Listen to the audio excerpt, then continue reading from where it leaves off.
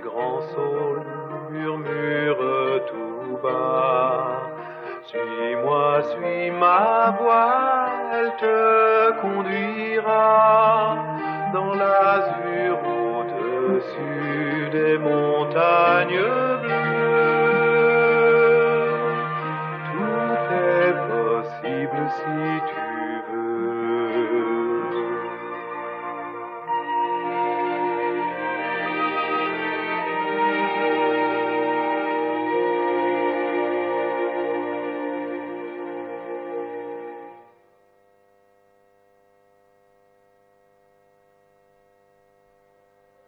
Après la défaite complète des Belettes à la bataille qui ensanglanta le château du Crapaud, quand celui-ci eut réintégré sa noble demeure, il invita ses amis à un grand banquet pour fêter l'événement et promit de leur raconter toutes ses aventures.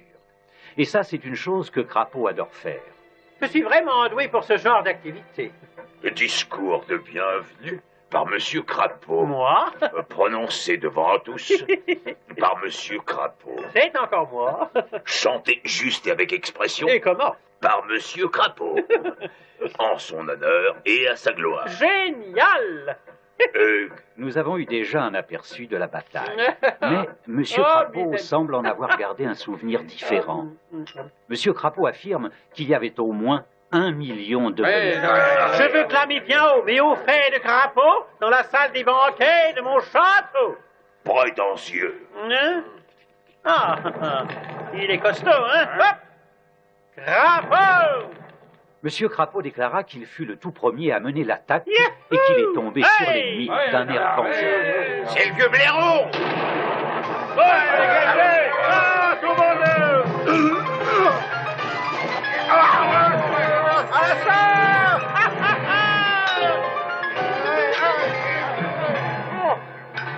Monsieur Crapaud fit mention du courage avec lequel Monsieur Rat a combattu les Belettes et comment Monsieur Taupe en a fait de la chair à pâté. Et comment Monsieur Blaireau les a... Et je te piétine et je t'écrase et je t'écrabouille.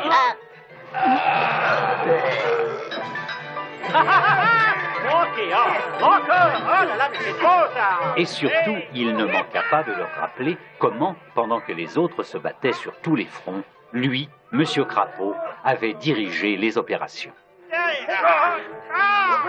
Crapaud est un vrai maestro! Crapaud! Il expliqua comment il choisit une position lui permettant de survoler la bataille. Avec toi, blaireau! Et je t'écrase et je te martèle et je me le mets en pièces.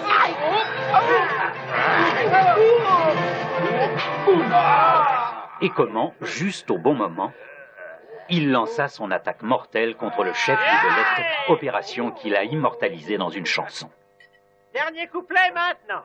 Hip hip hip, hip hip hip, hurrah! Et que chacun à cette table célèbre ce jour mémorable en l'honneur du fier batracien, notre orgueil et notre soutien. Honorons le vainqueur, honorons le vainqueur. Merci mes amis, merci, merci, merci, merci 1000 fois, merci du fond du cœur. Qu'il est réconfortant d'être ainsi aimé et apprécié de tous. À propos, je dois vous dire, sans doute aimerez-vous voir le cadeau que j'envoie à la fille du geôlier, accompagné de ce billet, par moi écrit et composé et fort joliment rédigé, ainsi que vous en jugerez. Voilà qui est bien, Crapaud, tu es un chef. Je suis heureux de voir que tu ne te comportes pas en ingrat, Crapaud. Oh oui, grand ami, que serais-tu devenu aujourd'hui si cette horrible présidente avait fait comme elle l'entendait? Mais Crapaud leur démontra avec quelle astuce, quelle intelligence il avait volé la voiture. Mais certainement, mon cher, un automobiliste doit en aider un autre.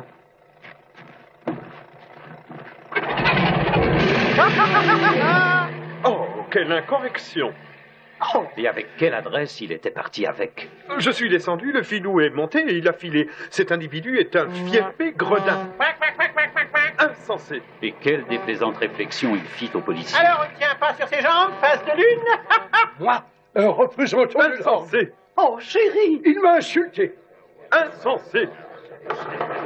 Et comment, quand il en vint à être jugé, il créa tant de difficultés à la présidence. En mon âme et conscience, le véritable fond de cet exemplaire, autant que lamentable affaire, est de trouver un châtiment qui soit une dure leçon pour cet incorrigible et triste échantillon de la jante animale que vous voyez vautrer dans son box, là devant nous.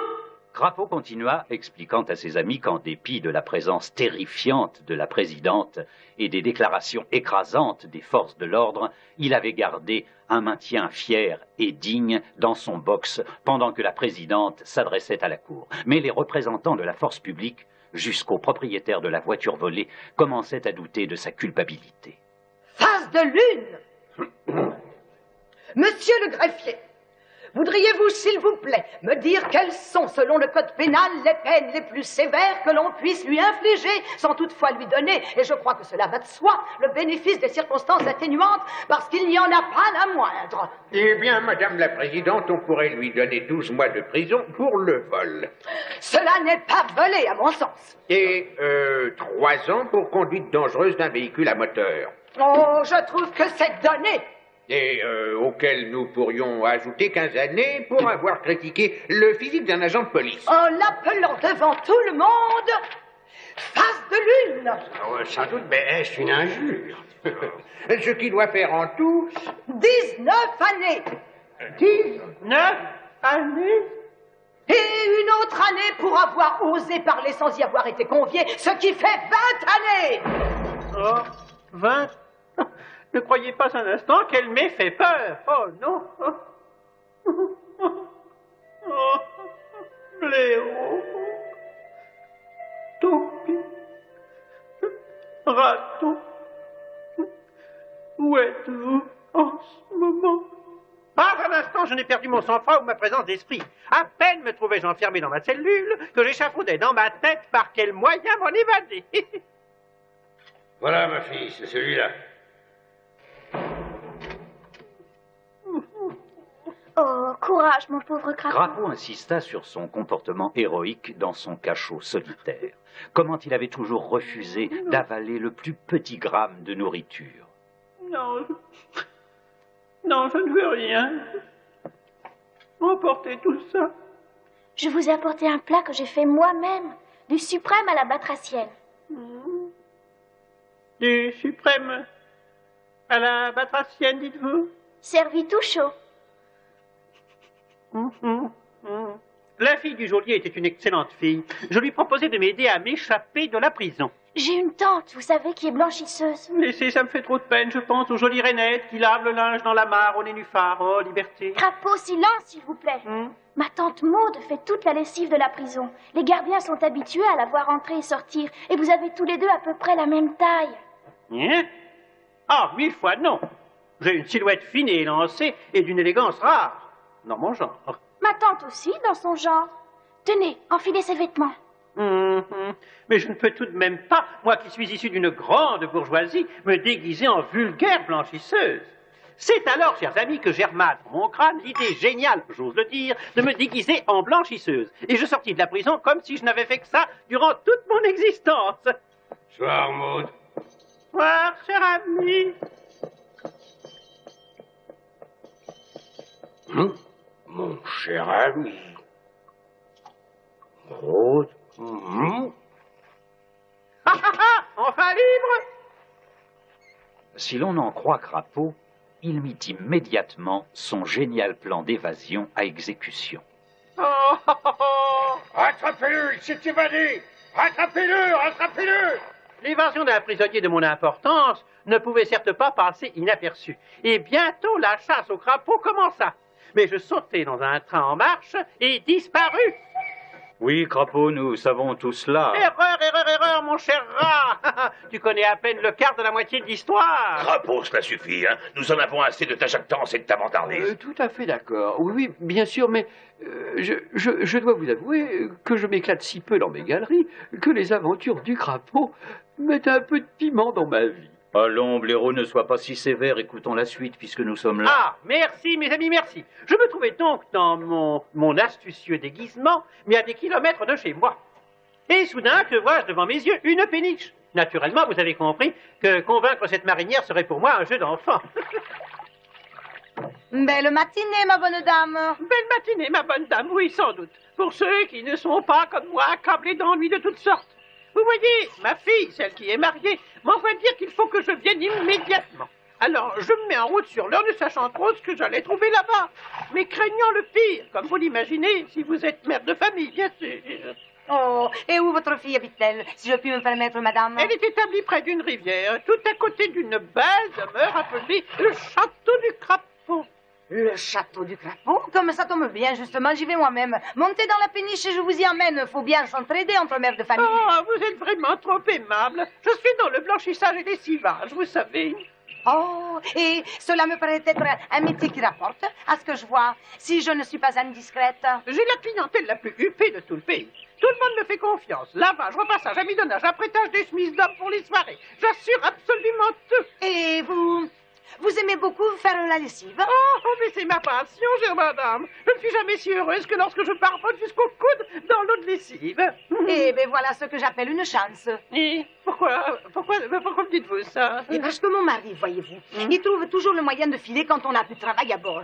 Et là, tout de suite, il est parti essayer de lever un lapin pour le dîner, me laissant avec toute cette lessive à faire toute seule. Oh non, laissez tomber la lessive. Essayez plutôt de penser à la manière d'accommoder le lapin. Voyons, chère madame, avez-vous des oignons? Oh non, non, mais n'essayez pas de me priver du plaisir de vous faire faire une chose que vous adorez. Vous trouverez ici une quantité de linge, un baquet, du savon, de l'eau chaude sur le poêle et un récipient pour remonter de l'eau du canal. Oh, et moi, je vais aller faire une petite sieste jusqu'au retour de mon cher mari. Non, mais... Je sais que vous allez vous amuser comme une petite folle, au lieu de rester à ne rien faire, à regarder le ciel abaillé, à vous décrocher la mâchoire. Oui, certes, oui, dur. Dur, pour de si jolies petites pattes.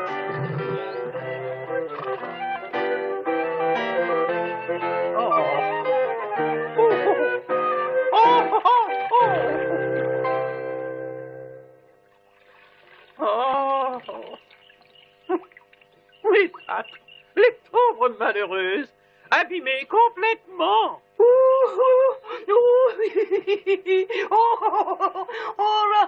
Je l'aurais parié. Blanchisseuse, ça, madame. Mon œil, vous avez jamais dû laver seulement un mouchoir de toute votre vie. Pas un, j'en suis sûre. En effet, grosse marinière idiote et vulgaire, la lessive connaît pas. Mais une besogne indigne de moi. Je suis un crapaud cornu, célèbre et respecté, un batracien super et éminent. Voilà ce que je suis. Oh, c'est ce que vous êtes. Ah, eh ben ça, c'est la meilleure. Un grand crétin de crapaud sale et gluant sur ma jolie péniche toute reluisante. Voilà ce que je ne tolérerai pas. C'est à ce moment précis que Crapaud, dit-il, décida de quitter la péniche. Oh, riez, idiote. Riez. Rira, qui rira? Le dernier.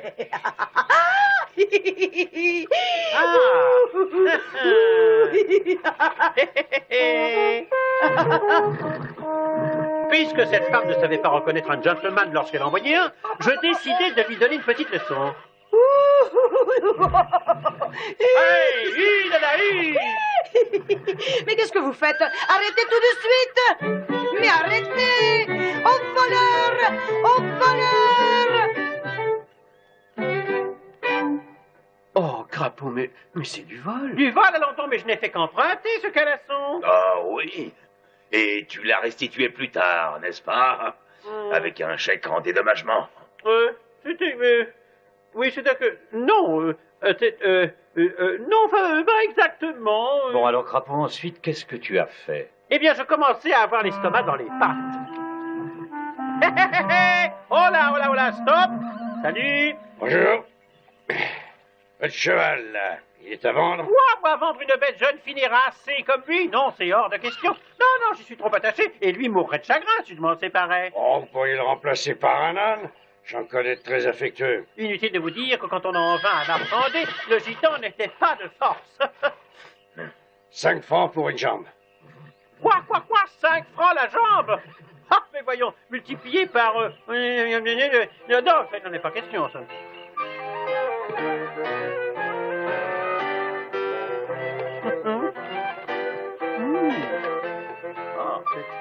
Hein? En fin de compte, j'ai eu une pleine assiette de ragoût qu'avait fait ce brave homme. Et une coquette somme sur le cheval par-dessus le marché.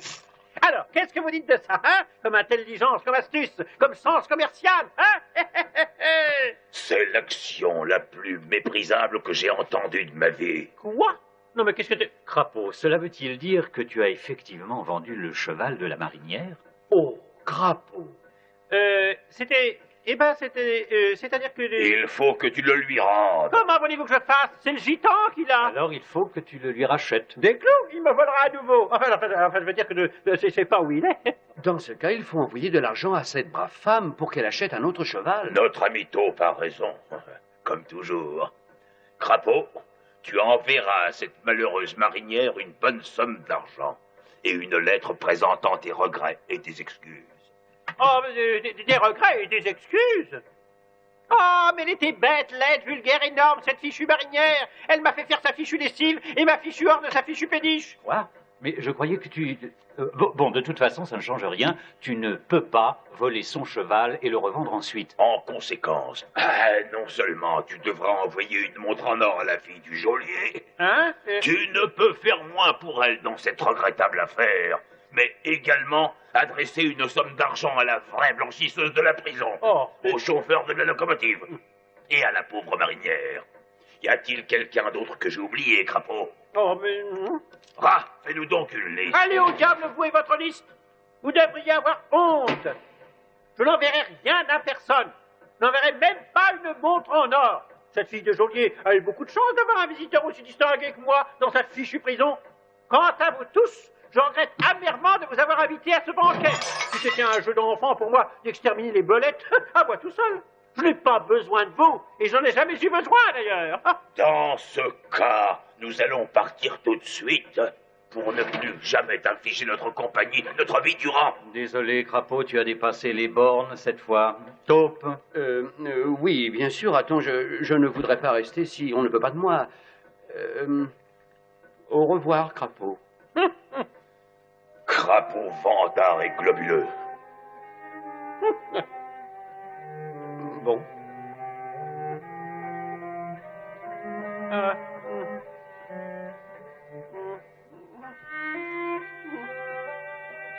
non, non, ne vous en allez pas. Oh, mes chers amis, y a-t-il au monde Crapaud plus vil et plus ingrat? Sans vous, je n'aurais jamais revu cette maison noble demeure que je chéris si tendrement. Oh, blaireau. Non, fais une liste complète, rat très cher. Je ferai tout. Vous entendez tout ce qu'il y aura d'écrit. Mais entre-temps, chers amis, préparez vos verres que je puisse m'acquitter du paragraphe numéro 5 de notre programme. Hop là. Paragraphe 5.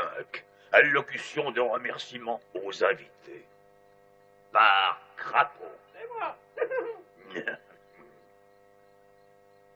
Bien, tout le monde m'écoute? Alors le rat, le blaireau et la taupe se calèrent sur leur siège en prévision d'une longue, très longue soirée.